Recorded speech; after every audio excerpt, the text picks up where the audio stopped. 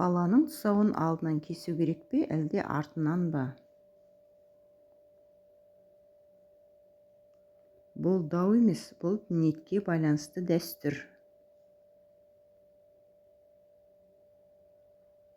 Қарт кісі кессе, арт жағынан балам мендей ұзақ өмір сүрсін деген тілек. Орта жастағы адам кессе, алдынан өмір жолында қатар өссін деген ниет.